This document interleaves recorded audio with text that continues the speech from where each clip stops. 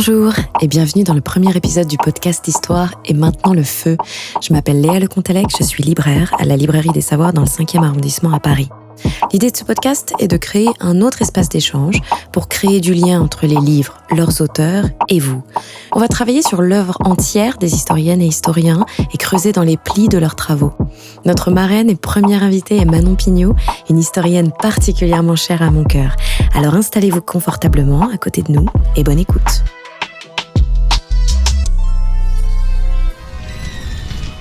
Chère Manon, bonjour.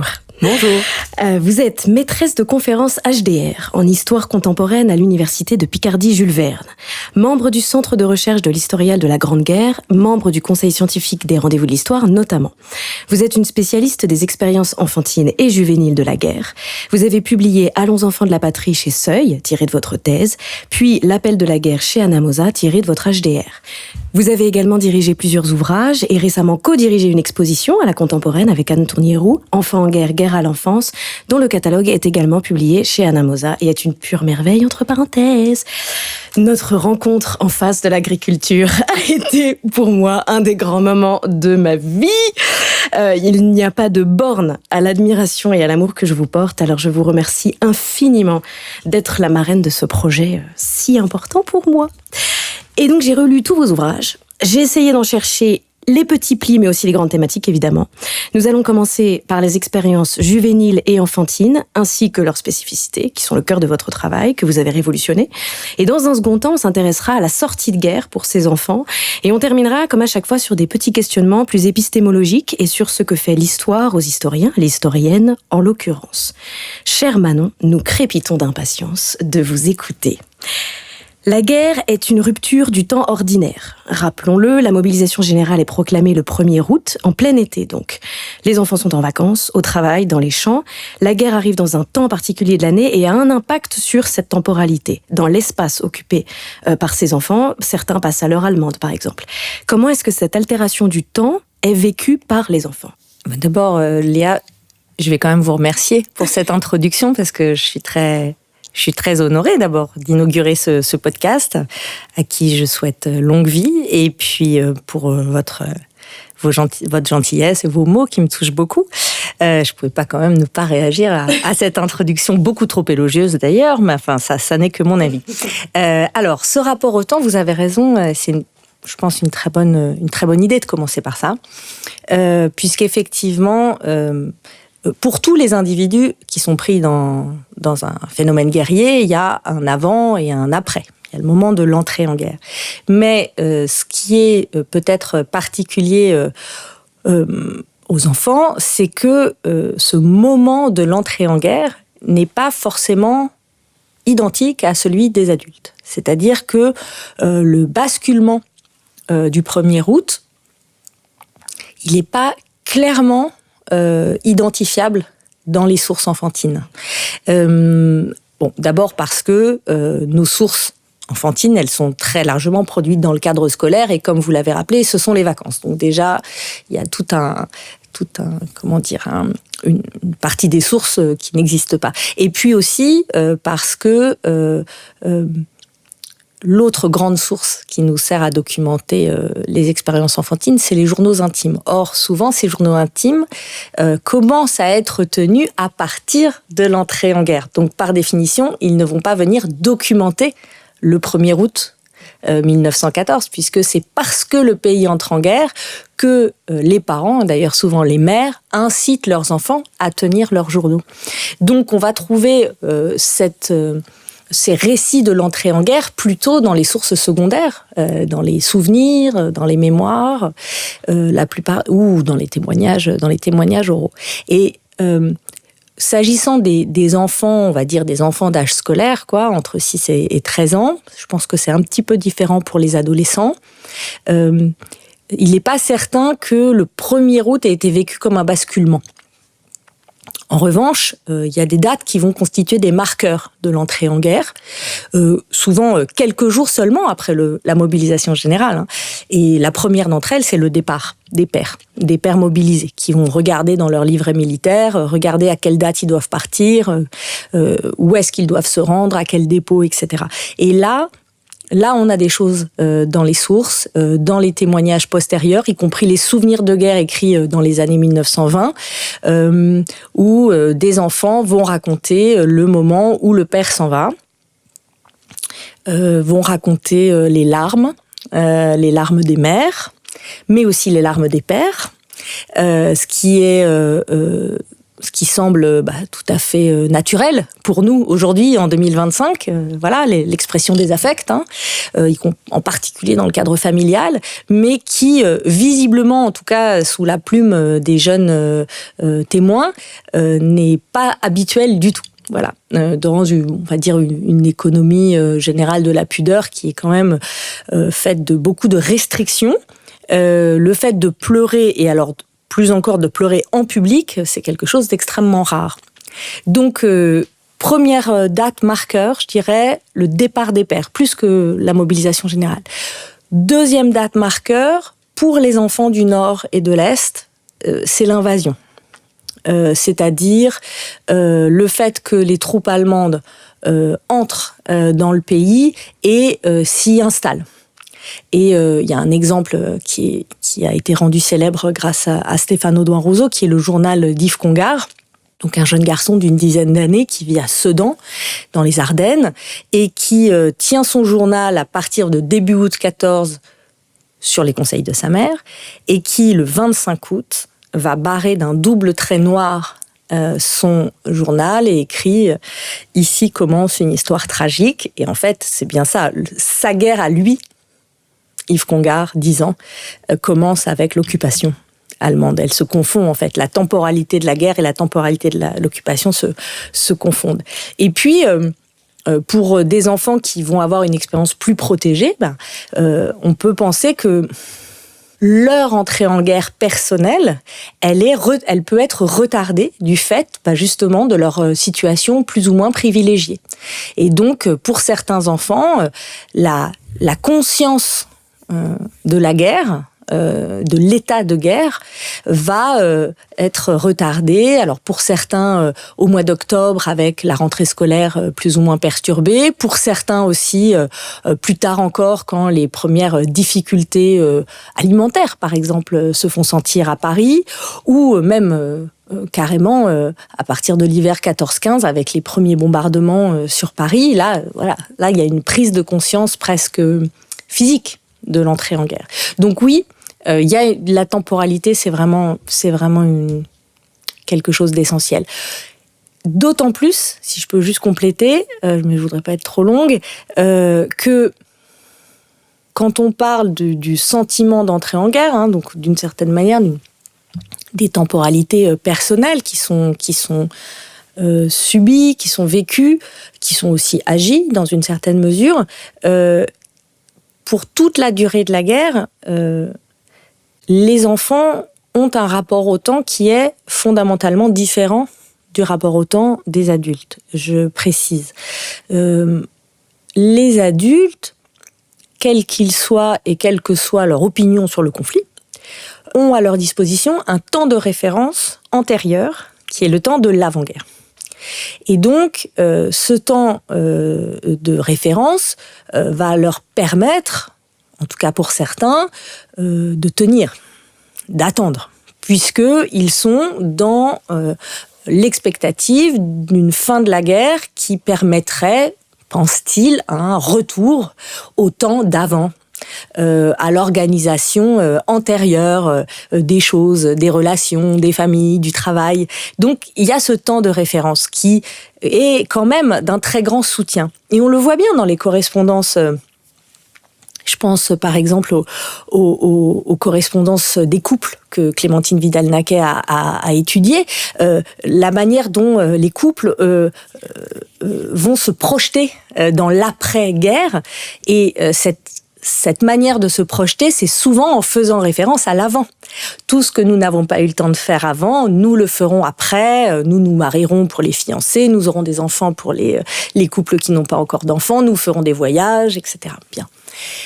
Pour les enfants, et en particulier les plus jeunes, par définition, ce temps antérieur de référence, il n'existe pas.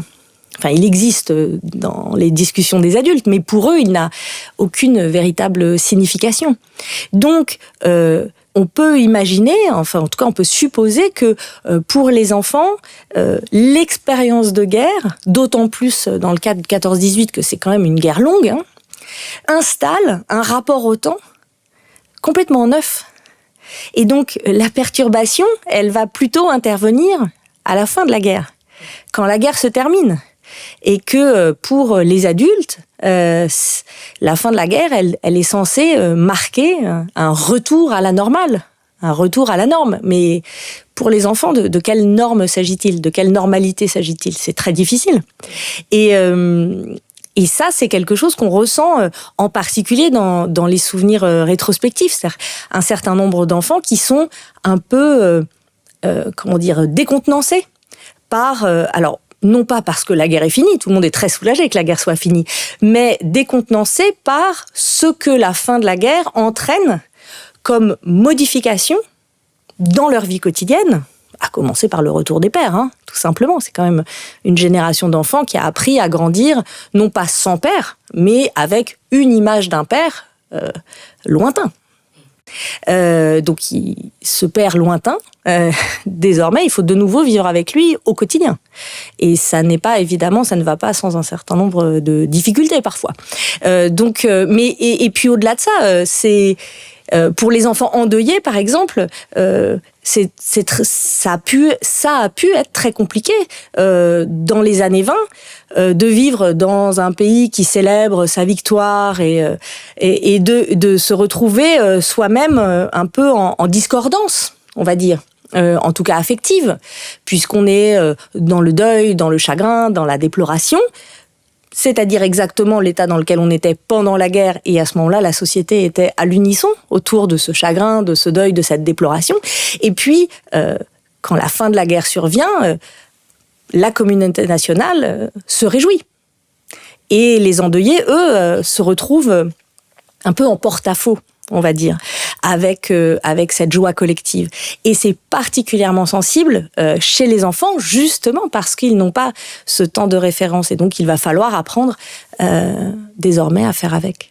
Oui, parce que vous avez travaillé avec Yann Potin sur Françoise Dolto et son expérience enfantine de la guerre, qu'elle se dit veuve de guerre à 7 ans parce qu'elle voulait se marier avec son oncle, etc. Je recommande ce livre qui est absolument exceptionnel. Et vous dites qu'elle a été justement sidérée à l'annonce de l'armistice parce que rien ne change dans son quotidien. Et vous décrivez l'armistice comme une forte irruption de la lumière par un bruit caractéristique et cette nouvelle rupture du temps. Et vous dites que c'est un véritable lieu de mémoire enfantin. Qu'est-ce qui se joue justement à ce moment-là précisément ? Ce qui est très, peut-être important de rappeler, c'est que la déclaration de guerre, enfin en tout cas la mobilisation générale, comme l'annonce de l'armistice, sont des événements sonores. En août 14, une grande partie des Français apprennent l'entrée en guerre par le tocsin, par les cloches. Le 11 novembre 1918, ça fait déjà plusieurs jours que le bruit court, que l'armistice va être signé, donc ça n'est pas une surprise comme a pu être une surprise la déclaration de guerre. Mais malgré tout, le 11 novembre 1918 à 11h du matin, toutes les cloches vont sonner, en ville et à la campagne. Et dans les témoignages d'enfants, en particulier d'enfants qui vivent en ville, à Paris, à Lyon notamment, ils emploient des expressions similaires, des termes similaires. Et un des mots qui revient le plus souvent, c'est le mot délire. Le délire. C'est-à-dire, d'abord, le bruit des cloches, et puis des centaines de milliers de personnes qui se ruent dehors, qui occupent l'espace public, qui chantent, qui dansent, qui s'étreignent, qui s'embrassent, parfois même sans se connaître. Et c'est un moment absolument saisissant pour les jeunes témoins qui sont à la fois des observateurs et des participants, qui ont bien conscience que c'est un jour de fête, il n'y a pas classe, les maîtres renvoient les élèves chez eux, enfin voilà. Et en même temps, il y a quelque chose d'un peu inquiétant. Je me souviens d'un témoin que j'avais interrogé dans le cadre de ma thèse, Jean Thuillier, qui avait donc... il était né en 10, donc il avait 8 ans. Et lui était à Versailles. Et il racontait avec une émotion encore assez palpable. Il avait donc 92 ans quand je l'ai interrogé. Ce sentiment absolument incroyable, c'est-à-dire le saisissement du bruit comme ça, et puis ils se sont tous retrouvés dehors dans la rue à Versailles. C'était incroyable, mais c'était très étrange. Et je cite, des bonnes femmes à moitié à poil qui se jetaient sur nous pour nous embrasser. Alors bon, il y a sans doute un peu de reconstruction de la part de ce vieux monsieur sur l'idée que des femmes à moitié nues s'étaient jetées sur lui pour l'étreindre. Mais quand il dit à moitié à poil, il faut évidemment le remettre dans le contexte de 1918. Qu'est-ce que ça veut dire à moitié à poil ? Ça veut dire des femmes qui sortiraient sans manteau, qui sortiraient sans chapeau, qui sortiraient un peu échevelées, un peu décoiffées. Et puis cette image que d'ailleurs on a pu voir pour la guerre d'après, pour la Seconde Guerre mondiale, c'est ces embrassades, ces foules de civils qui vont embrasser les GIs américains, voilà. Il y a quelque chose de cet ordre-là qui se passe en 1918 et qui est à la fois fascinant, je pense, pour les enfants qui tous se souviennent de où est-ce qu'ils étaient le 11 novembre, ce qu'ils ont fait le 11 novembre, à qui on dit c'est un jour historique, donc ça aide aussi à ancrer la mémoire, mais qui, à peu près tous, disent aussi que ce grand moment de débordement, de joie collective avait quelque chose d'un peu inquiétant, d'un peu menaçant, peut-être tout simplement le fait de voir des adultes sans barrière, quoi, qui se lâchent, on dirait aujourd'hui, et que ça a dû contribuer aussi à marquer leur mémoire, cette dimension inquiétante. Et un autre élément dans les expériences enfantines, c'est l'omniprésence du deuil. Et vous racontez dans l'appel, vous citez Jeanne Galzi, qui est professeure remplaçante dans un lycée de garçons à Montpellier, et qui est stupéfaite parce qu'un de ses élèves raconte « J'ai été à la messe, mon frère a été tué, il en a de la veine, ça lui fait rater la compo de maths ». Qu'en est-il de cette habituation de la mort dans le quotidien de ces enfants ? Comment est-ce qu'ils vivent cette mort-là présente ? Alors le récit de Jeanne Galzi, donc... qui est un témoignage qui s'intitule « Une femme chez les garçons » ou « La femme chez les garçons ». Donc, elle raconte sa vie de professeur de lycée remplaçante pour venir remplacer un professeur parti combattre au front.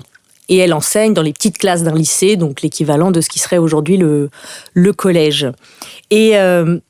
alors c'est une question à la fois centrale et pas toujours très évidente évidemment à trancher. C'est-à-dire qu'il n'y a pas de vérité générale. À la fois chaque expérience est unique et puis disons qu'il y a différentes modalités de vivre le deuil de guerre.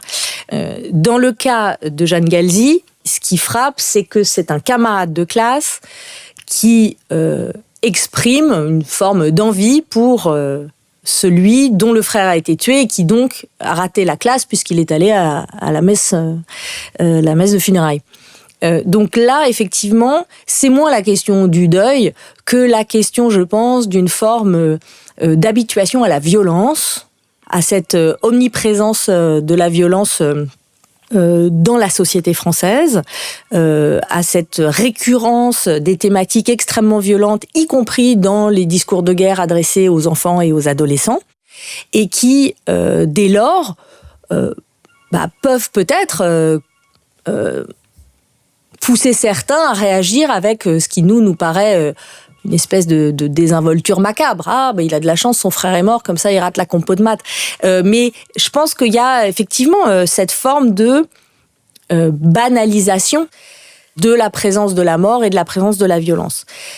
Maintenant, s'agissant du deuil, c'est-à-dire vraiment de l'expérience de la perte d'un proche, sans doute que la manière la plus commune de vivre le deuil, c'est le chagrin, c'est la tristesse, c'est l'abattement, voire, pour certains, le désespoir. Et on a beaucoup de témoignages qui traduisent ça. Et ce désespoir ou ce chagrin commence même avant même l'annonce du deuil, puisque dans bien des cas, les familles mettent très longtemps à être informées. C'est-à-dire que l'absence de nouvelles, dans un certain nombre de cas, est déjà un signe annonciateur d'une mauvaise nouvelle. La mauvaise nouvelle n'est pas encore arrivée, mais déjà le fait qu'on ne reçoive plus de courrier, que les lettres se soient espacées, c'est mauvais signe. Et c'est pour ça aussi que les soldats écrivent autant. Et que les familles s'écrivent autant. Les estimations sont sidérantes. On parle de 5 à 7 millions de lettres et de colis échangés par jour pendant toute la guerre. Enfin, c'est un chiffre absolument colossal. Mais alors, on compte tout là-dedans, y compris les cartes postales, y compris les petites cartes pré-remplies pour les prisonniers de guerre, on compte tout. Mais la lettre, elle a vraiment une fonction, avant même de savoir ce qu'elle contient, son existence même est une preuve de vie. Donc, on a des cas de femmes absolument désespérées, notamment au tout début de la guerre, quand le courrier aux armées est pas du tout encore opérationnel et que vraiment, comme c'est une guerre de mouvement, les troupes se déplacent, donc le courrier n'arrive pas, etc. Et j'avais trouvé dans des mémoires inédites à l'Association pour l'autobiographie une femme qui racontait que dans son village, une jeune épouse s'était jetée dans un puits de désespoir parce qu'elle avait plus de nouvelles de son mari depuis 3 semaines. Mais on était en septembre 14. Et aussi bien, son mari n'était pas mort du tout. C'est juste que le service du courrier était désorganisé.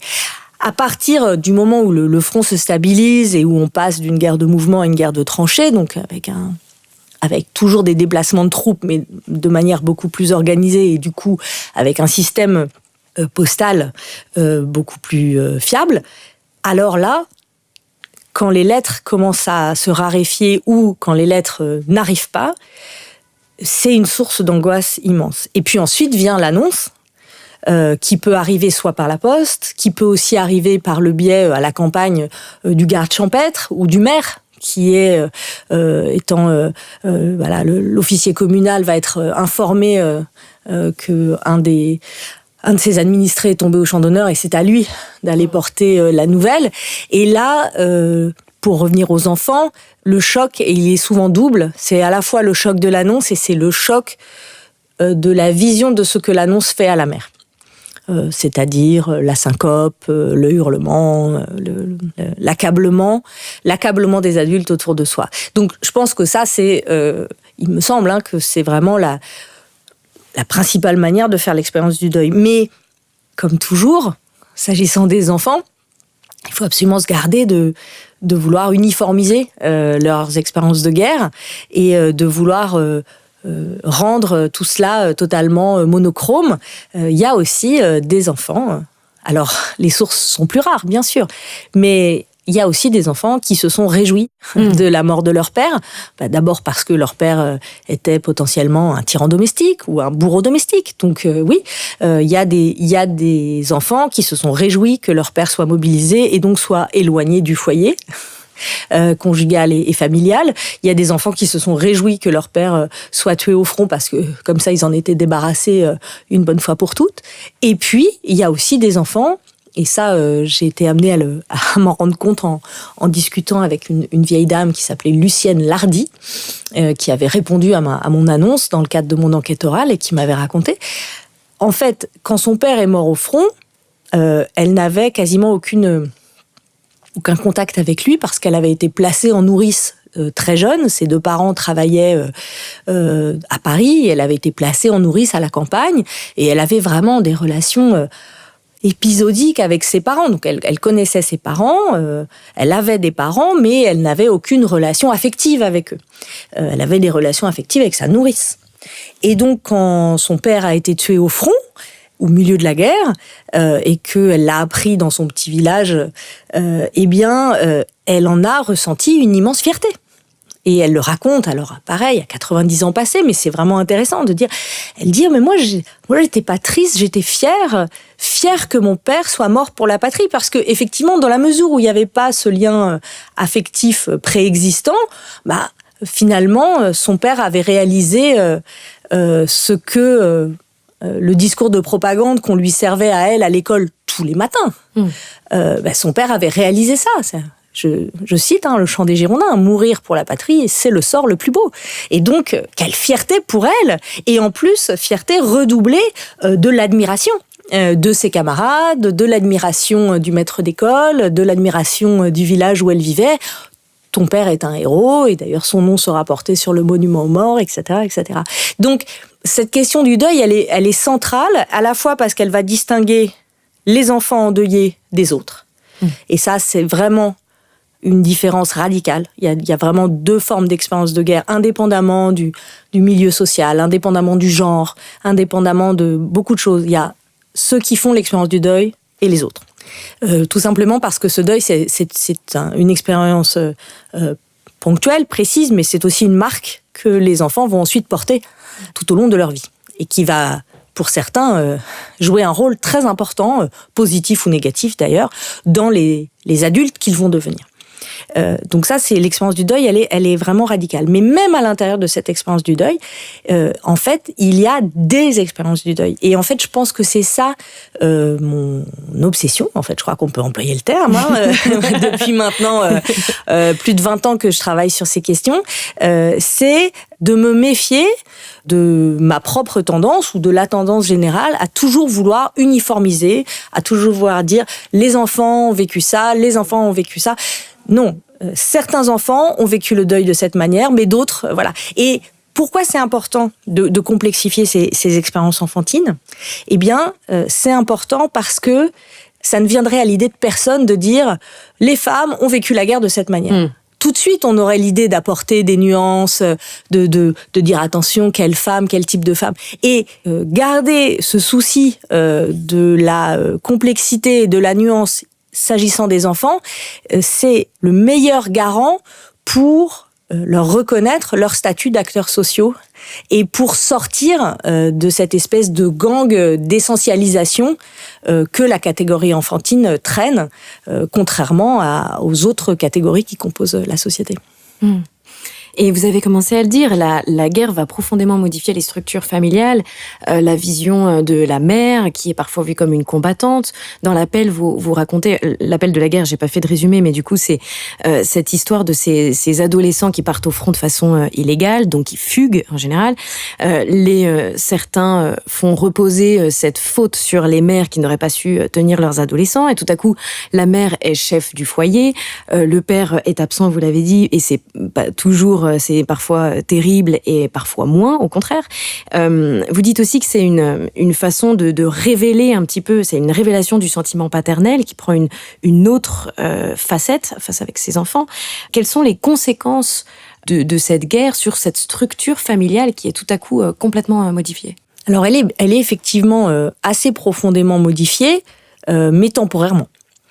C'est-à-dire que en fait, on peut, plus encore que modification, on pourrait parler d'un rééquilibrage des rôles, d'une nouvelle répartition des rôles au sein de la famille, avec, vous l'avez dit, les femmes qui vont assumer des rôles supplémentaires à ceux qu'elles assumaient déjà avant le conflit. Ces rôles supplémentaires, ça n'est pas le travail, parce que j'aime bien rappeler que, en fait, la très grande majorité des femmes, elles travaillaient déjà avant 1914. Elles se sont pas mises à travailler parce que c'était la guerre, en fait. Les paysannes, les ouvrières, voilà, travaillaient massivement avant 1914. Donc, la charge supplémentaire qui leur incombe, c'est de faire leur travail et en plus le travail de leur époux et donc du père parti. Mais elles vont aussi se voir chargées d'un certain nombre de tâches qui, là, pour le coup, étaient plus traditionnellement dévolues aux hommes, notamment tout ce qui relève des finances du foyer ou des finances du commerce quand il y a un commerce familial, et puis de l'éducation, de la discipline, de l'autorité. Et donc, il y a cette tarte à la crème qui court tout au long de la Première Guerre mondiale sur la faiblesse des mères. Bon, globalement, après, c'est pas vraiment un scoop, et encore aujourd'hui, c'est quand même un discours qu'on entend encore beaucoup, hein, c'est toujours la faute des mères. Donc, ça, maintenant, on le sait, on a le dos large. Voilà, ça, c'est bon, c'est fait, c'est dit, c'est notre faute. Voilà, c'est fait. Et donc, la faiblesse des mères va être brandie comme argument pour à peu près tout. La délinquance juvénile, c'est la faute des mères. Les enfants qui travaillent pas bien à l'école, c'est la faute des mères. Les adolescents qui fuguent pour rejoindre le front, évidemment, c'est la faute des mères. Pourquoi elles les surveillent pas ? Elles les surveillent pas parce qu'elles sont pas là, mais par ailleurs, c'est oublier que l'intégralité du système de surveillance traditionnel est quand même très, sinon démantelée, du moins assouplie, du fait de la disparition d'une grande partie de la population. Donc, cette faiblesse des mères, selon moi, elle traduit surtout l'angoisse profonde des hommes. Ils sont très angoissés, très très angoissés. Est-ce que ça nous étonne ? Pas tellement. Ils sont très angoissés. Alors, certains sont, je dirais, plus de raisons que d'autres d'être angoissés. Au front, effectivement, certains pères combattants vont rivaliser d'autorité à distance, d'affirmation à distance de leur puissance paternelle, de leur autorité paternelle, mais moi, mon interprétation, c'est surtout que c'est une manière pour eux de continuer à exister dans la vie de ce foyer qui continue sans eux. Et que cette quotidienneté qui continue de se dérouler à distance, elle est profondément anxiogène pour les pères. Alors même que d'ailleurs, on parle d'eux tout le temps, mais à plusieurs centaines de kilomètres, sur le front, soumis quand même à une menace mortelle permanente ou quasi permanente. Voilà, une des grandes angoisses, c'est est-ce qu'on n'est pas en train de m'oublier ? Est-ce que mes enfants me reconnaîtraient s'ils me croisaient dans la rue ? Donc, un des moyens de réaffirmer son existence, et je dirais presque de se sentir vivant, en fait, c'est d'affirmer son autorité paternelle. Donc ça, cette angoisse-là, cette angoisse des hommes combattants, elle est ô combien compréhensible. Après, l'angoisse des hommes de l'arrière qui voient dans une certaine mesure la situation leur échapper, par exemple avec ces adolescents fugueurs. Alors, histoire que vos auditeurs ne s'imaginent pas, c'est vraiment un micro-phénomène, hein, c'est quelques centaines d'adolescents en France, mais aussi en Grande-Bretagne, mais aussi en Allemagne, mais aussi en Russie, mais aussi au Canada, aux États-Unis, un peu en Italie. Donc, ça fait système quand même, puisque c'est un phénomène qu'on retrouve dans tous les pays belligérants. Mais ça ne concerne qu'une poignée d'adolescents qui vont, et d'adolescentes pour certains pays, qui vont chercher à rejoindre le front. Certains vont y parvenir, d'autres seront interceptés avant. Mais donc on ne peut pas parler d'une hémorragie de la jeunesse qui partirait vers le front. En revanche, le phénomène est quand même suffisamment identifiable pour que, justement, un certain nombre à la fois de gouvernants ou de journalistes dans la presse s'en inquiètent. Et donc, dès qu'un phénomène social inquiétant survient, que fait-on ? On cherche des responsables. Et ce qui est tout à fait étonnant, c'est qu'à aucun moment, on ne se dit c'est peut-être le fruit de ce discours de guerre, de mobilisation qu'on adresse à nos enfants dès le plus jeune âge. Pas du tout. C'est la faute des mères. Et donc, c'est pour ça que, comme je le disais, cet argument, à mon avis, nous renseigne plutôt sur l'état d'esprit des hommes de l'arrière que sur la réalité du phénomène. Parce que vous l'avez bien dit, il y a une expérience du front pour certains jeunes, très, très peu, et il y a les enfants qui sont engagés de façon plus symbolique et encore pas tant à l'arrière.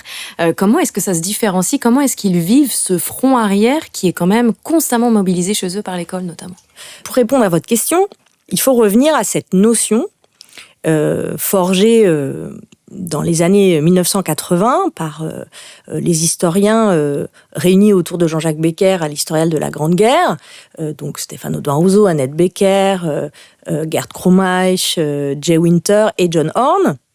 C'est la notion de culture de guerre qu'on va employer au pluriel. Une des caractéristiques de la Première Guerre mondiale, c'est que non seulement dans tous les pays belligérants, mais ensuite dans toutes les catégories sociales qui composent ces sociétés européennes au moment de la guerre, on constate l'élaboration de représentations de la guerre par les contemporains du conflit. On constate l'élaboration de discours sur ce conflit, de discours de justification du conflit, de discours de mobilisation des sociétés pour contribuer à ce qu'on va appeler désormais un effort de guerre. Donc, la mobilisation des hommes, elle est très claire. C'est d'abord une mobilisation militaire pour les hommes entre 20 et 47 ans. Et puis pour les autres, il y a, pour les hommes plus âgés, on peut toujours être dans la territoriale. Et puis de toute façon, il faut aussi aider les femmes à l'usine, au champ, etc. Pour les femmes, on l'a dit, c'est retrousser ses manches. C'est l'appel aux femmes françaises de Viviani du 5 août 1914, qui appelle solennellement les femmes françaises, et notamment les paysannes françaises, à prendre en charge les moissons qui commencent et à pallier l'absence des hommes. Et il y a ces discours de mobilisation à destination des enfants. Ces discours de mobilisation relèvent pour partie de ce qu'on appellerait de la propagande, puisqu'ils sont diffusés par l'école, c'est-à-dire sur injonction ministérielle du ministère de l'Instruction publique, qui dit il faut enseigner la guerre aux enfants, il faut exalter le patriotisme, exalter l'héroïsme de nos soldats et dénoncer la barbarie de nos adversaires. Donc là, on est confronté à un cas de propagande vraiment parfaite. Mais ce qui est plus intéressant, je pense, c'est que cette propagande gouvernementale, elle vient en fait s'ajouter à des formes de mobilisation autonome de tout ce qui va constituer l'univers enfantin. Les jouets, la presse, la littérature, jeunesse, les mouvements de jeunesse, les églises, les associations, etc. Les associations sportives, Et donc, il y a cette mobilisation à la fois collective et individuelle des individus, c'est ça la culture de guerre. Soit pour porter ce discours, on va le résumer, un discours très manichéen de guerre du droit contre barbarie, on va dire ça comme ça, guerre juste, soit au contraire pour le dénoncer, mais ceux qui le dénoncent sont évidemment très minoritaires. Et donc, pour les enfants, et en particulier pour les enfants d'âge scolaire, ils sont vraiment la cible de tout un appareil mobilisateur, un appareil idéologique, culturel, mobilisateur, qui passe donc par l'école, avec bien sûr des leçons d'histoire, mais aussi des exercices de maths adaptés où il faut compter le nombre de grenades qu'on lance dans une tranchée, par exemple. Mais aussi, ça peut prendre des formes beaucoup plus détournées. Il y a des travaux pratiques en classe, encore à cette époque, des travaux de couture, notamment pour les filles. Désormais, les travaux de couture sont tournés vers l'effort de guerre. Donc, on trouve, y compris dans les écoles maternelles, des petites filles de 4 à 6 ans qui vont fabriquer de la charpie, de la gaze de coton à partir de charpie de tissu. Je suis pas sûre qu'en termes de productivité pour les hôpitaux de guerre, la gaze de coton fabriquée par des élèves de maternelle entre 4 et 6 ans du 19e arrondissement soit très efficace. Donc, on est bien d'accord que si on fait travailler les élèves de maternelle, c'est pas pour leur rendement opérationnel en termes de production de gaz de coton. C'est vraiment parce que cette mobilisation qui passe par une mobilisation matérielle, très joli lapsus, c'est d'abord une mobilisation idéologique. C'est cette idée que cette guerre est la guerre de tous et que tous ont un rôle à y jouer. Alors, le rôle suprême, c'est le rôle des combattants. C'est le rôle supérieur. C'est ceux qui font le don du sang. Mais ensuite, il y a toute une hiérarchie dans les rôles à jouer en faveur de l'effort de guerre. Et donc, pour les enfants, et en particulier pour les enfants d'âge scolaire, le rôle à jouer, l'espace, est très clairement délimité. Il faut être bon élève, il faut être serviable, parce qu'en étant bon élève, on se comporte comme un petit poilu de l'arrière. Voilà, on est à la hauteur des dignes combattants qui donnent leur sang pour nous. Mais on doit aussi être serviable à la maison, puisqu'on va seconder la mère qui elle-même seconde le père absent. Vous voyez, donc c'est toute une hiérarchie comme ça des rôles, tournés dans le sens d'un effort de guerre. Pour les adolescents, c'est un peu différent. D'abord parce que en 1914, l'école est obligatoire jusqu'à 13 ans. Donc ça veut dire qu'il y a quand même une très grande majorité des adolescents qui vont quitter l'école après 13 ans. Une petite minorité issus des classes bourgeoises vont continuer leurs études secondaires au lycée. Une petite minorité, on va dire issus des classes moyennes supérieures, vont continuer leur scolarité dans le secondaire public, ce qu'on appelle l'école primaire supérieure. Mais la très grande majorité des adolescents, à 13 ans, l'école est terminée. Ils ont passé leur certificat d'études, c'est fini, donc ils rentrent dans le monde du travail. Et donc là, où est-ce qu'on les retrouve, ces adolescents et ces adolescentes ? On les retrouve au champ, on les retrouve à l'usine, et en particulier dans les usines d'armement, et puis on les retrouve dans tous les petits métiers, commis, dans tous les petits métiers, des boutiques, des ateliers, etc. Pour ceux qui restent dans le cadre scolaire, la mobilisation idéologique dont on vient de parler, elle s'applique très bien au lycée. Ça marche très bien. Simplement, aux jeunes filles de lycée ou aux jeunes gens de lycée, on va pas leur faire de la charpie. Donc, on va les faire quêter, on va les faire tricoter, on va organiser des œuvres de charité, etc. On va faire des spectacles et puis les recettes seront reversées à des œuvres pour les soldats. Mais cette mobilisation scolaire, elle marche aussi dans le secondaire, elle marche aussi au lycée. Pour les adolescents qui travaillent, c'est une forme de mobilisation.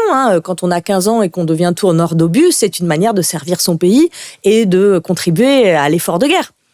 Mais ce qui m'a frappé quand je préparais l'appel de la guerre, c'est que justement, en fait, il n'y a pas, dans tous ces discours de mobilisation qui constituent la culture de guerre, il n'y a pas de discours spécifiquement élaboré pour les adolescents.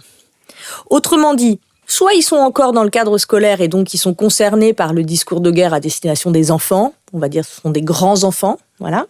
Soit ils sont concernés par le discours de guerre qui vise à mobiliser les travailleurs, paysans, ouvriers, mais il n'y a pas de discours de guerre spécifiquement pour les adolescents. Et donc, c'est dans cette espèce d'interstice, de petit espace, de petite brèche même, c'est même pas un espace, c'est une brèche discursive, que se glissent nos adolescents combattants, c'est-à-dire qu'ils sont trop vieux pour être encore concernés par l'école obligatoire, trop vieux pour être concernés par la mobilisation scolaire, mais trop jeunes pour avoir l'âge légal de s'engager. En France, l'âge légal, c'est 17 ans, c'est tôt quand même, mais voilà. Donc, ces adolescents combattants qui m'ont intéressée, c'est ceux qui ont entre 13 et 17 ans.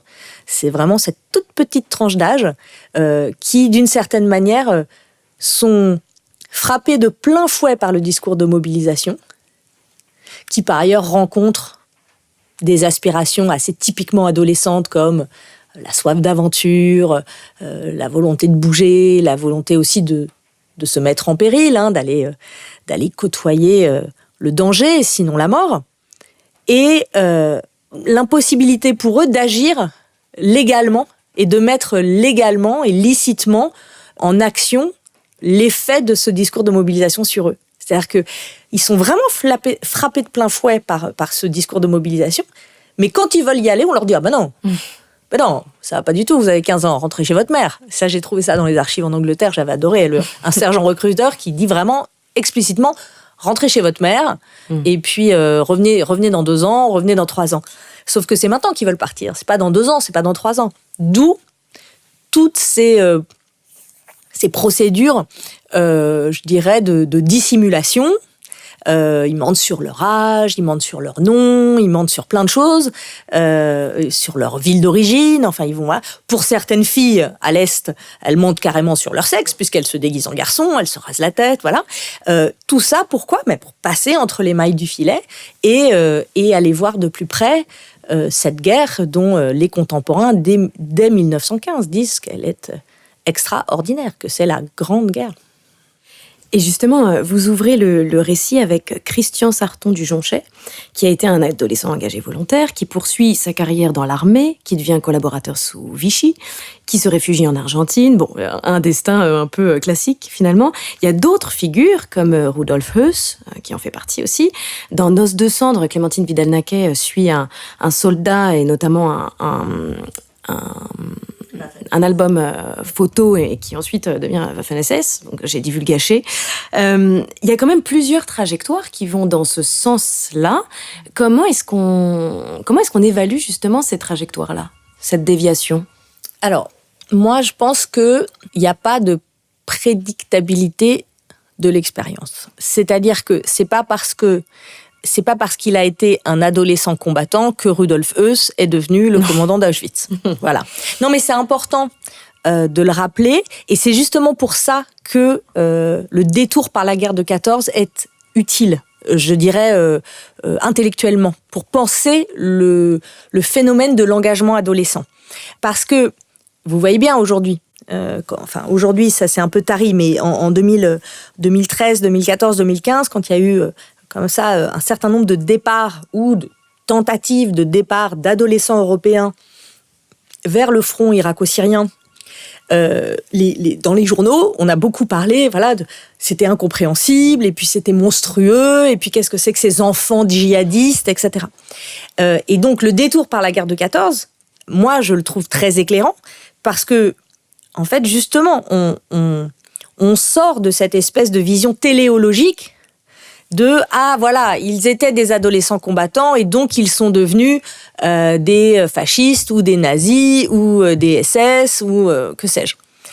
Parce que il se trouve que on a des informations sur la jeunesse de Rudolf Höss ou sur la jeunesse de Sarton, mais pourquoi on a des informations ?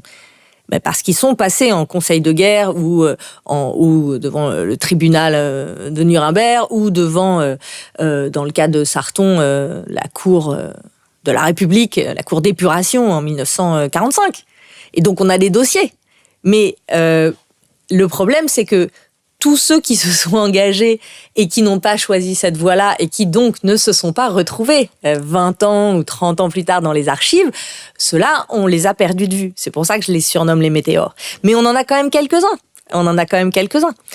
Noël Vacher, mon préféré, ce petit berger de l'Hérault, des environs de Montpellier, qui abandonne sa bergerie et qui va s'engager dans un régiment de zouaves et qui va faire toute la guerre et qui va passer par Verdun, par le chemin des Dames, enfin vraiment tous les grands fronts, etc., qui va être blessé grièvement plusieurs fois et qui finalement sera démobilisé en 1922 et puis retournera dans l'Hérault, redeviendra berger et fera sa vie, voilà. Et Noël Vacher, par exemple, lui, il est devenu résistant pendant la Seconde Guerre mondiale. Donc, comme quoi, il y a pas de fatum, quoi. Il y a pas de, voilà. Mais, donc c'est plutôt dans l'autre sens qu'il faut le voir. C'est-à-dire que c'est pas, les adolescents combattants ont pas forcément une appétence, ni, pour la guerre en général, ni pour, on va dire, le fascisme en particulier. En revanche, c'est aussi la question des conditions de leur démobilisation. Et Rudolf Höss, par exemple, il est assez caractéristique de cette génération de très jeunes gens qui vont être frappés de plein fouet par la défaite et qui vont être complètement convaincus par la théorie du coup de poignard dans le dos. Cette génération... Alors, théoriquement, Rudolf Höss, il n'aurait pas dû être combattant puisqu'il s'est engagé frauduleusement à 15 ans. Donc, quand la guerre se termine en 18, en fait, il devrait être encore, terminer son lycée, son gymnasium là, et puis peut-être aller à l'université, vous voyez. Donc, il est complètement dans la classe d'âge que Christian Ingrao a étudié dans sa thèse, c'est-à-dire cette génération d'étudiants et d'ailleurs d'étudiants très, je veux dire d'un très haut niveau intellectuel. C'est vraiment l'élite intellectuelle d'Heidelberg, des grandes universités qui va ensuite fournir les cadres des Einsatzgruppen. Donc, je pense que dans le parcours de Rudolf Höss, les conditions de la défaite et l'impact de la défaite sur lui sont beaucoup plus importants pour expliquer son devenir nazi que sa primo-expérience de combattant. Après, ce sont aussi souvent ces adolescents combattants, du moins ceux dont j'ai pu retrouver la trace, ce sont souvent des fils de militaires.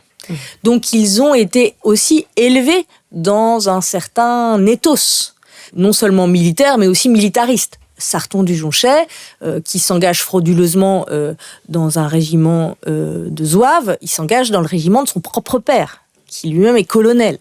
Rudolf Höss est le fils d'un soldat mort au front.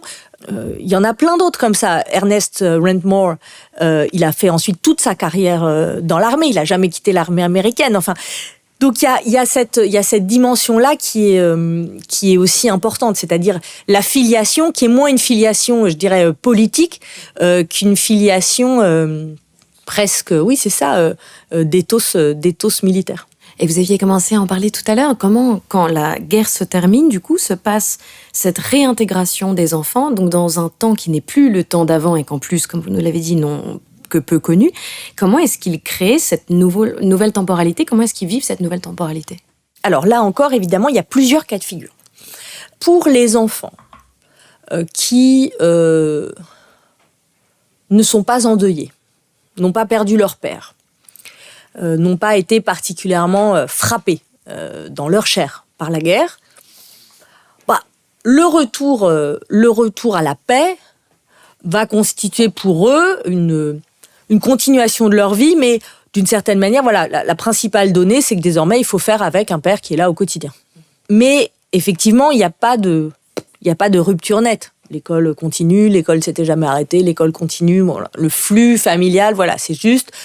Et c'est ce qu'il y a de plus difficile. Une des choses les plus difficiles à documenter en histoire, c'est-à-dire la nature des relations intrafamiliales après la guerre. C'est très difficile à documenter. Pourquoi ? Parce qu'il n'y a pas de sources. Puisque nos sources, qui sont des sources de l'intime, correspondances, journaux, s'interrompent. À partir du moment où le père revient, on ne va pas continuer à lui écrire. Ce serait très étrange. Il est dans la pièce à côté, on ne va pas continuer à avoir une correspondance suivie avec lui. De même, il y a beaucoup de journaux intimes qui s'interrompent. Et c'est pour ça que, ce que Bruno Cabane a appelé la sortie de guerre, c'est pour ça que c'est si difficile à documenter du point de vue des relations familiales. Et que c'est pour ça qu'on a besoin des sources postérieures, et notamment des enquêtes orales quand c'est possible, des témoignages oraux, parce que ça permet de venir combler un blanc, combler un vide. Donc, pour les familles, on va dire, épargnées, globalement, par la guerre, l'après-guerre traduit pas les principales difficultés qu'on pourrait rencontrer. Ce seraient des difficultés outre affectives éventuelles, c'est des difficultés financières. En particulier pour les familles bourgeoises, dont certaines ont quand même été très affaiblies financièrement, économiquement par la guerre, voire complètement ruinées. C'est le cas de la famille de Simone de Beauvoir, par exemple, après la guerre. Donc Simone de Beauvoir, elle est née en 1908. Et quand la guerre se termine, elle a 10 ans. Et son père, qui a perdu une partie de son capital à cause des emprunts russes, etc., assez rapidement va réunir ses 2 filles au début des années 20 et leur dire: à moi, mes pauvres petites, il faut vous préparer à cette terrible obligation. Il va falloir travailler. Voilà. Bon, il se trouve que dans le cas de Simone de Beauvoir, ça lui convient plutôt parce que c'était une jeune fille indépendante et donc avoir son propre métier et son propre argent lui convenait plutôt bien. Mais vous voyez, il y avait un truc très mélodramatique de dire: oh là là, mes pauvres enfants, je ne pourrai jamais vous doter, donc vous allez être obligés de travailler, vous serez des bas bleus. Voilà, bien. Mais c'est sans doute pour les familles endeuillé que le changement est le plus la réadaptation est la plus difficile.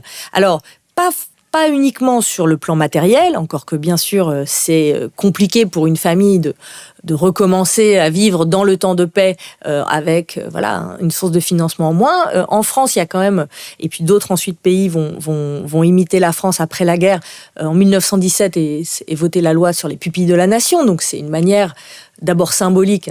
La patrie adopte symboliquement l'enfant du combattant tombé au champ d'honneur, mais c'est aussi une aide matérielle très concrète, et notamment de financement des études. Donc c'est ça, mais c'est surtout de reprendre une vie familiale, une vie sociale.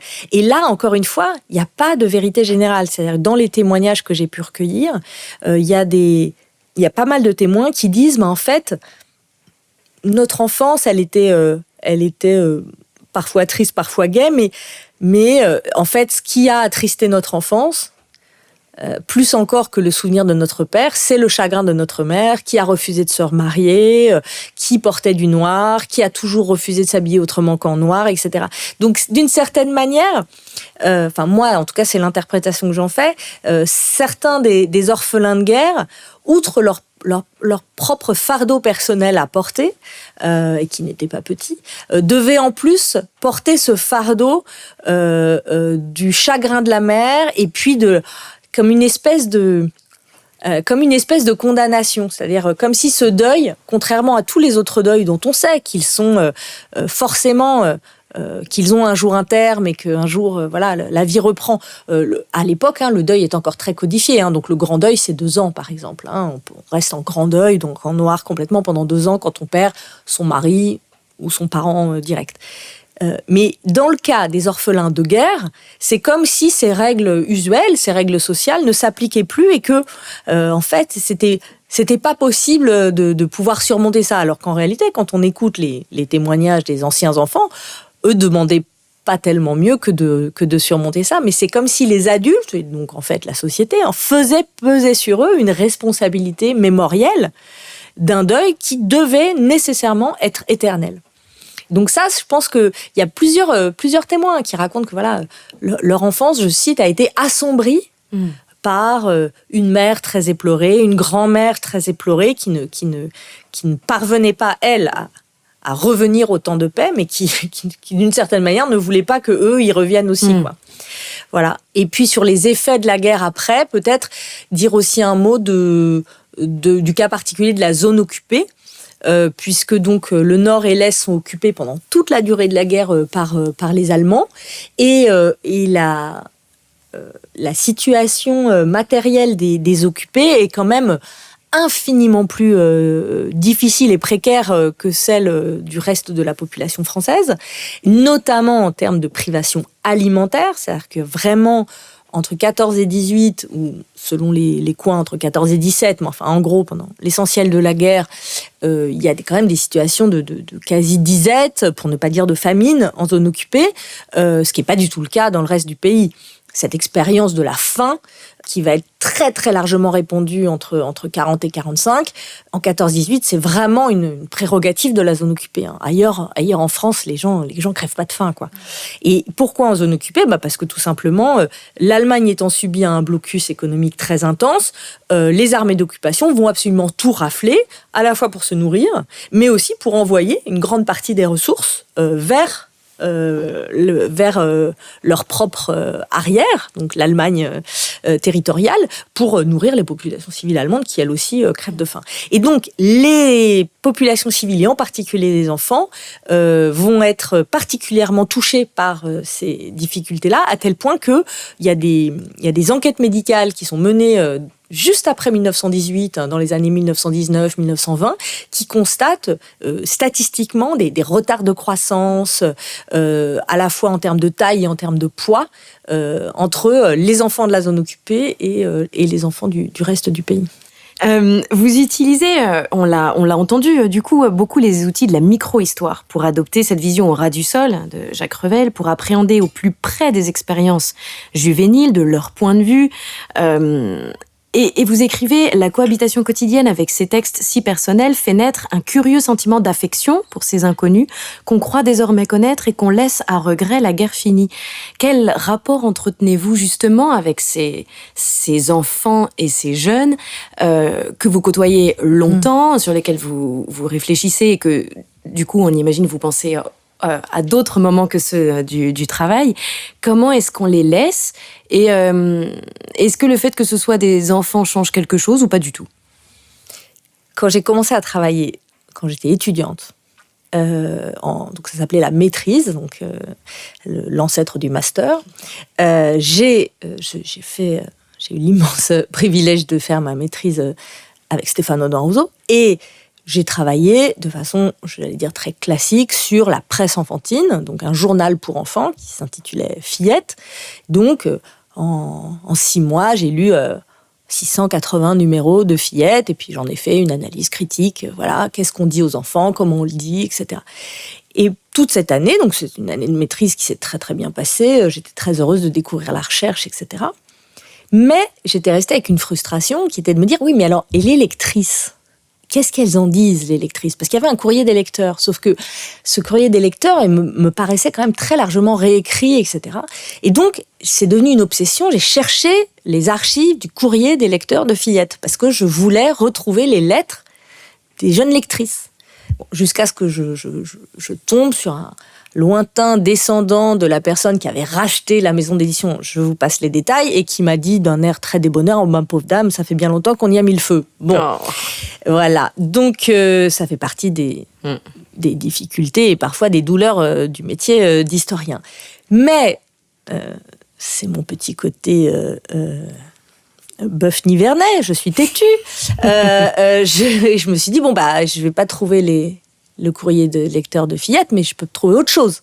Et donc, j'ai cherché où pouvait se faire entendre le point de vue des enfants. Et donc, nécessairement, ça ne pouvait pas être, en tout cas a priori, dans des archives que j'appellerais des archives par le haut, donc des archives administratives, voilà, et c'est que c'était nécessairement des archives émanant de l'intime, dans la mesure où il n'y a pas, et je le regrette, de syndicat des enfants qui me permettrait d'avoir 50 boîtes cochards aux archives nationales bien rangées. Voilà. Bon, tant qu'il n'y a pas de parti des enfants ou de syndicat des enfants qui s'expriment d'une seule voix au nom de leur mandant, il faut aller chercher les expressions enfantines là où elles se trouvent. Et donc, nécessairement, se placer, voilà, vous avez cité cette magnifique expression de Jacques Revel, au ras du sol, donc que moi j'ai un petit peu transformé et que j'ai appelé à hauteur d'enfant. Mais à hauteur d'enfant, c'est vraiment, il n'y a aucune commisération là-dedans. C'est vraiment, c'est l'idée de, si je me mets à la même hauteur, c'est-à-dire si je place mon regard à la même hauteur que le leur, qu'est-ce que je vois ? Voilà. Comment c'est la guerre à hauteur d'enfant ? C'est-à-dire, quand on a 5 ans, quand on a 10 ans, quand on a 15 ans, qu'est-ce qu'on voit, qu'est-ce qu'on éprouve, comment on l'a. Donc, c'est vraiment la micro-histoire, j'y suis venue un peu comme Monsieur Jourdain, c'est-à-dire qu'il fallait, voilà, bon, puis après j'ai lu les grands maîtres, et je me suis dit, mais voilà, c'est ça que je veux faire. Mais c'est tout pareil. Voilà. Mais je pense qu'en fait, même avant ça, en fait, mais ça, j'ai essayé de le dire vous savez, dans les HDR, il y a plusieurs volumes dans l'HDR, et il y a un volume qu'on appelle l'égo-histoire, ou le parcours scientifique, qui, dans mon cas, Dieu merci, n'est pas publié, parce que je pense que c'est pas très très intéressant, mais pour moi, c'était intéressant comme exercice à faire, et en fait, je pense qu'en fait, mon rapport à l'histoire, il est né autour de la question du témoignage et du témoin qui raconte. Et donc, c'est-à-dire d'une expérience individuelle qui rejoint une expérience collective. C'est-à-dire que c'est en faisant ce travail d'exercice d'écriture de l'égo-histoire, voilà, comme tous les collègues qui le font, on remonte un peu aux origines, à la source d'où vient ce désir d'histoire et surtout cette conception de l'histoire, cette manière de concevoir la discipline historique, qu'est-ce qu'on veut en faire. Et donc, moi, je pense qu'il y a ça, il y a cette histoire des témoins, de faire entendre des voix. Et donc, je pense que c'est toutes ces raisons qui m'ont amené à la micro-histoire. Bon, par ailleurs, je pense que c'est le seul moyen pour accéder à ces expériences qui sont sinon très difficilement visibles et identifiables. J'ai oublié la fin de la question. C'était qu'est-ce que ça fait de vivre avec ces enfants qu'on côtoie tout le temps. Alors oui, le compagnonnage. Alors ça, c'est vraiment... Alors je ne pourrais pas vous dire si c'est parce que ce sont des enfants que ça fait une différence, parce que je n'ai pas assez travaillé sur des sources d'adultes. Mais très honnêtement, je pense que ce n'est pas ça qui fait la différence, puisque j'ai la même affection pour mes archives primaires d'individus que par définition je n'ai jamais rencontrés, sinon par l'entremise de leur journal intime ou de leur correspondance, que pour les témoignages indirects par le biais des journaux intimes ou des correspondances, que pour ceux que j'ai eu la chance de rencontrer quand ils étaient dans leur très grand âge.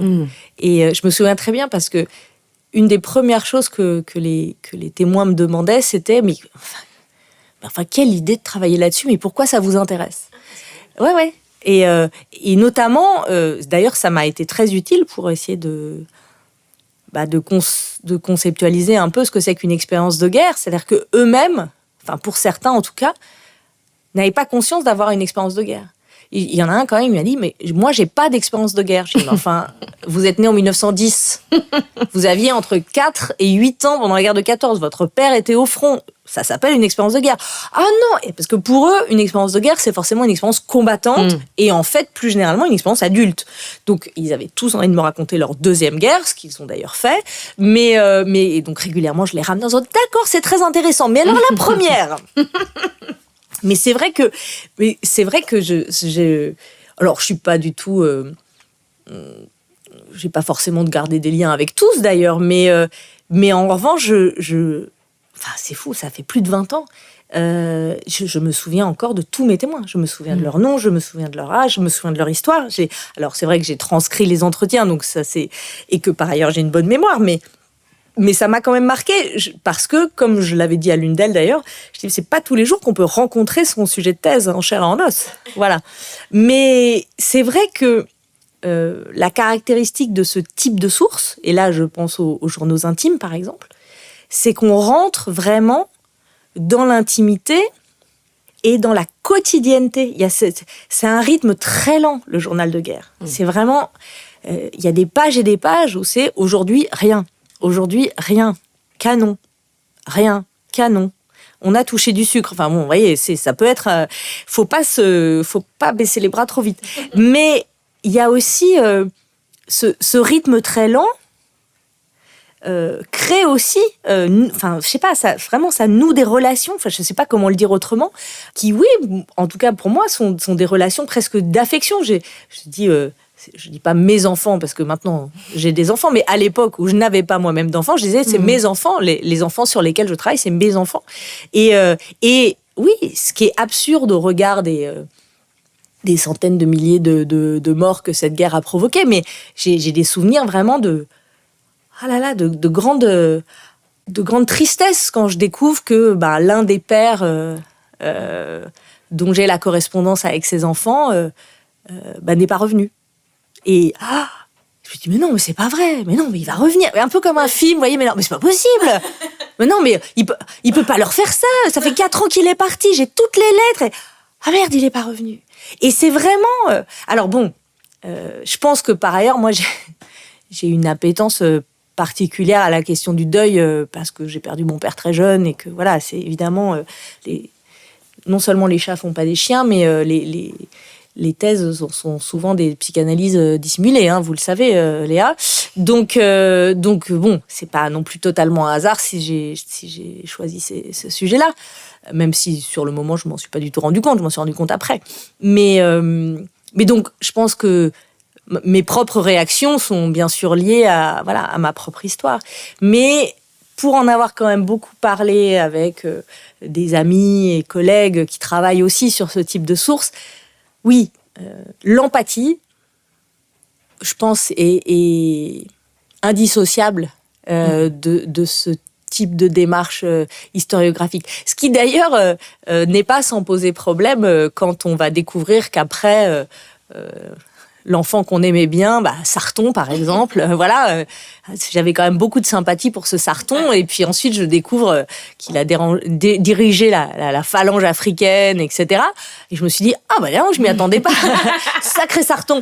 Mais voilà, mais encore une fois, comme je crois fondamentalement qu'il n'y a pas de prédictabilité de l'expérience, ça m'empêche pas d'avoir de la sympathie pour le jeune Sarton. Pour le vieux, c'est un autre dossier, c'est un autre problème. Et Pour entamer la dernière partie, et du coup, vous commenciez à en parler, donc ça va être parfait, c'est une transition parfaite. Je voudrais vous interroger sur quelque chose de peut-être plus intime, mais c'est vous qui choisissez évidemment ce que vous voulez en dire, et qui, moi, m'obsède depuis quelques années, c'est ce que fait l'histoire, à l'historien, à l'historienne en l'occurrence, parce que je pense que c'est assez peu dit, on écrit des livres sur comment on fait de l'histoire, etc., mais en effet, quand on travaille des années et des années sur des sujets, c'est jamais un hasard. Et puis forcément, ça résonne avec des choses, ça touche à des endroits particuliers. Donc, qu'est-ce que l'histoire vous a fait ? Et peut-être, pour dévier, ou comme ça vous répondez à ce que vous voulez, pour qui, pourquoi faites-vous de l'histoire ? Ah, c'est une excellente question, ça. Pour qui est-ce qu'on fait de l'histoire ?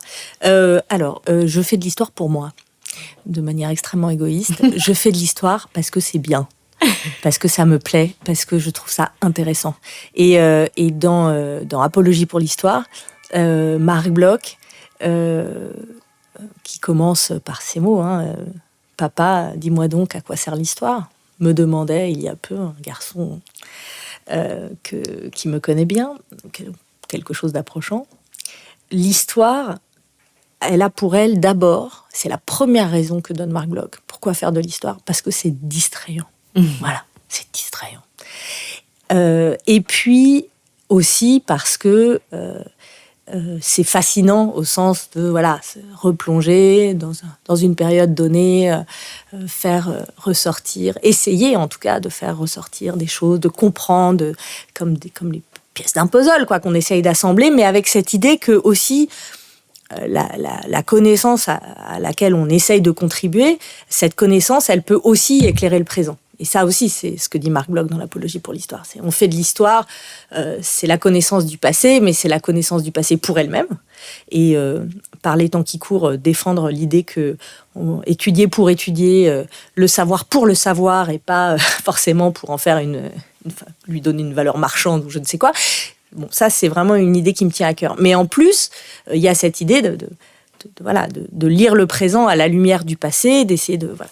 Donc, je pense que je fais de l'histoire pour ça. Je fais aussi de l'histoire, pour être tout à fait honnête, quand j'étais en classe prépa, je faisais de la littérature, je faisais de l'histoire, je faisais de la géographie que j'aimais beaucoup, de la philo où j'étais absolument exécrable.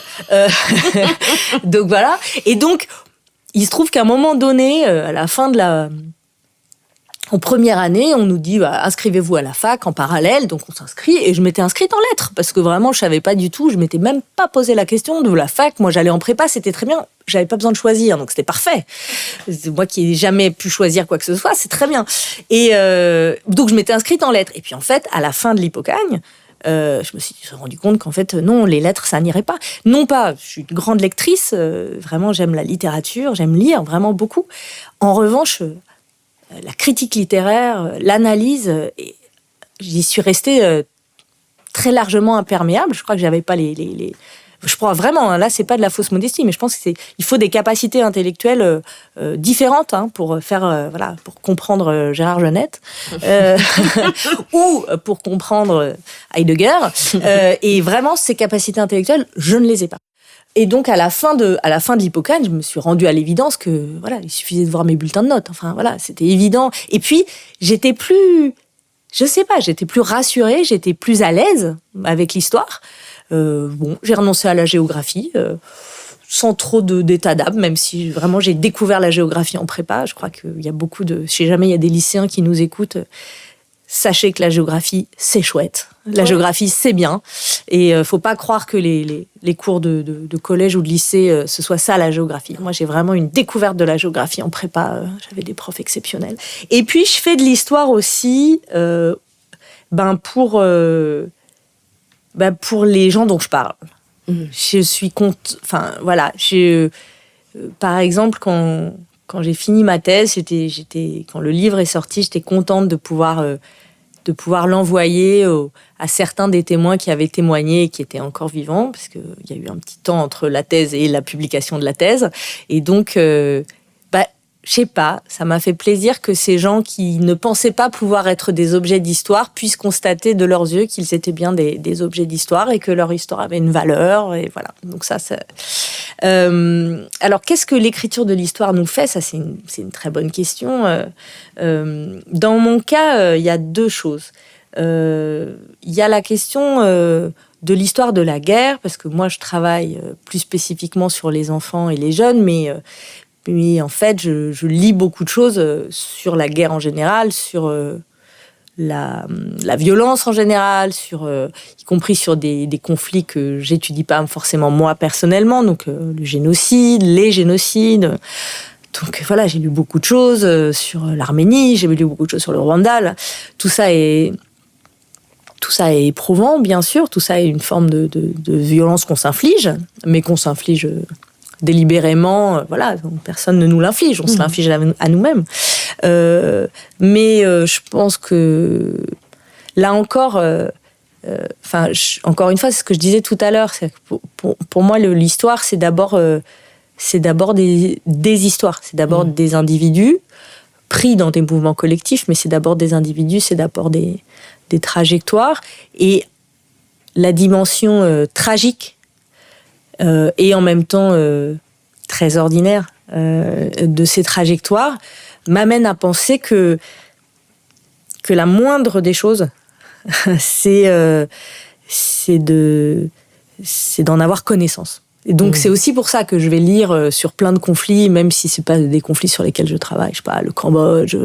Voilà, c'est éprouvant, c'est difficile, en particulier quand il s'agit d'enfants, mais c'est nécessaire. C'est-à-dire que c'est vraiment pour que ces pans de l'histoire ne sombrent pas dans l'oubli, en fait. C'est vraiment, je pense que c'est ça.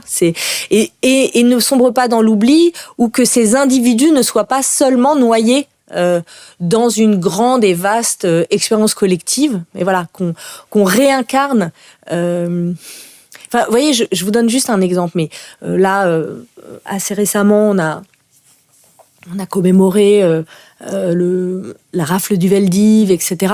Et pour moi, les rares fois où j'ai pu intervenir, etc., c'est important de rappeler, voilà, de mettre des noms, des visages, si c'est possible, des âges, et puis de faire entendre les voix. Et donc, par exemple, sur la rafle du Veldiv, il y a des récits d'infirmières qui racontent, qui décrivent ce qui se passe à l'intérieur du Veldiv, qui décrivent les hurlements des femmes à qui on arrache les enfants, les enfants qui deviennent fous de douleur, etc. Enfin, il y a voilà. Alors, oui, c'est éprouvant. Bien sûr que c'est éprouvant, mais c'est incommensurablement rien à côté de ce que ces femmes et ces enfants-là ont éprouvé. Et donc, oui, bien sûr, il faut commémorer le Veldiv, et voilà, mais il faut aussi se souvenir de tous les individus qui ont constitué cette expérience collective. Donc ça, c'est la première chose. Et puis donc, dans mon cas, je fais de l'histoire de la guerre et de l'histoire des enfants, on va dire, de la jeunesse.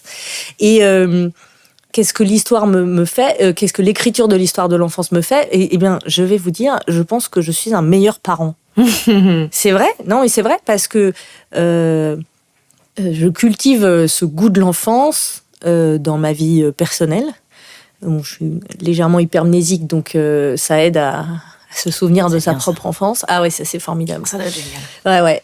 Donc tout, hein, les chansons, les dessins animés, les livres, les machins. Enfin, je suis un vrai jukebox, les comptines et chansons de France. Enfin voilà. Donc que mes propres enfants, j'allais dire subissent, mais non. Enfin, tant qu'ils sont petits, ils se plaignent pas. Après, ils se plaignent un peu, mais voilà.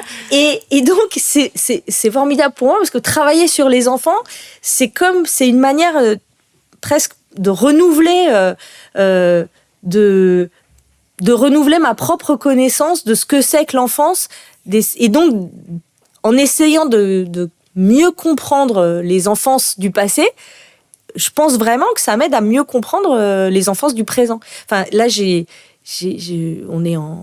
on enregistre cette émission en janvier 2026. Je viens de terminer mon dernier livre que j'ai rendu à mon éditrice Judith Simoni aux éditions Talendier, donc ça sortira dans quelques mois. Et c'est une histoire des enfants de la Révolution française à nos jours. Et ben, d'avoir lu, d'avoir réfléchi à cette question de l'agentivité, de l'agency, et ben, je pense que ça fait de moi, par exemple, une meilleure mère d'adolescent. Je pense que parce que je suis comme tous les parents, j'ai des mauvais réflexes de dire c'est pas l'hôtel ici, tu peux éteindre la lumière, c'est pas Versailles, enfin vous voyez ce genre de choses. Et en même temps, il y a quand même comme un deuxième petit Manon Pignot à l'intérieur de ma tête, comme le capitaine Haddock, quoi, avec le petit ange et le petit démon. Et le petit ange qui dit, oui, mais souviens-toi que l'adolescence, c'est un âge, tu as beaucoup lu là-dessus, tu as beaucoup travaillé là-dessus, tu le sais quand même que l'adolescent cherche les limites et que l'adolescent... Voilà, donc je plaisante, mais oui, ça... L'écriture de... Enfin, de toute façon, l'écriture est une forme de... c'est thérapeutique aussi, l'écriture. Voilà, donc moi je cuve mes chagrins d'enfant, je cuve le deuil de mon père dont je me remettrai jamais. Voilà. Et en même temps, ça m'aide aussi à le relativiser parce que je me frotte à des enfances et à des jeunesses tellement douloureuses et tellement extraordinaires et tellement difficiles que ça relativise aussi nos propres expérience. Et enfin, pour finir, Manon Pignot, quel feu brûle en vous ? C'est hyper intime comme question. Je pourrais faire une réponse... On peut couper, hein ? Non, mais je pourrais faire une réponse... langue de bois ou faire une petite blague. J'ai déjà testé avant qu'on commence à enregistrer, allumer le feu, donner l'idée, tout ça. Mais je vais vous faire, parce que c'est vous, je vais vous faire une réponse sincère. Je crois que vraiment, le feu qui brûle en moi, c'est la joie. C'est le feu de joie. Que la joie, il faut pas qu'il y ait une journée qui se passe sans qu'on ait réussi à ramasser une petite brindille pour mettre dans son feu de joie. Ça peut être rien du tout. Là, par exemple, on est en train de parler et il y a des flocons de neige qui passent par la fenêtre. C'est très joli. Tac. Ouais. Pour moi, ça, c'est dans la besace. C'est de la joie pour plus tard. C'est de la joie pour les moments où il y en a pas. Voilà. Et n'importe quoi. Ça peut être une chanson qu'on aime bien. On va faire ses courses au supermarché. C'est une chanson qui passe, on aime bien. Ça peut être un copain qui vous envoie son dernier livre et on se dit c'est tellement chouette. Voilà, ça peut être la rencontre avec une libraire adorable qui vous invite à enregistrer son premier podcast, mais ça peut être aussi des joies minuscules. Aller emmener ma fille adolescente boire un chocolat viennois à la pâtisserie viennoise. Petite joie. Voilà, j'ai ma besace et dedans je mets des petites joies. Donc je crois que c'est ça. Le feu qui brûle, c'est un feu de joie. Alors parfois ça peut être la rage, parfois ça peut être... mais quand même fondamentalement, à la base de tout, il y a la joie. Trop chouette. Merci beaucoup Manon Pignot. Merci infiniment Léa. Merci à vous, chères auditrices et auditeurs, de votre attention. Si vous avez aimé notre conversation, n'hésitez pas à vous abonner au podcast et à notre Instagram, Blue Sky ou LinkedIn, @et maintenant le feu, à le partager sur vos réseaux en taguant le podcast et à me faire des retours. On se retrouve le mois prochain pour notre nouvelle invitée, Sarah Ray, historienne antiquisante, qui va nous parler des larmes et des mains pendant la Rome antique. Quelques remerciements s'imposent, car nombreux sont celles et ceux qui m'ont porté pour l'accomplissement de ce podcast. Merci encore à Manon Pignot pour le temps, la gentillesse et la grandeur. Vous êtes une reine. Merci à Hugo pour le montage, le mix, l'aide sur tous les aspects techniques et pour être ma maison. Merci à Laure pour le logo, mais surtout pour le temps, le soutien sans faille et la liberté totale. Je suis infiniment reconnaissante de tout ce que je te dois. À Jage pour les premiers encouragements, à Lucien pour ce geste magnifique. Un merci particulier à Stéphane Audouin-Rousseau, premier historien à qui j'ai parlé de ce projet et qui m'a encouragée depuis le début. À mes collègues d'amour de la Librairie Internationale pour leur joyeuse présence. C'est une telle chance de travailler avec vous. Et toutes mes merveilles, tous mes amis qui sont là depuis le début. Johanna, Julia, Mathilde, Ozzy, Alex, Matou, Léa, Nimue, Steven, Emma et Thomas et tous ceux qui se savent que chaque personne qui m'a écouté et encouragé se voit infiniment remerciée. Merci encore de votre attention, on se retrouve le mois prochain. Et en attendant, soufflez sur vos braises.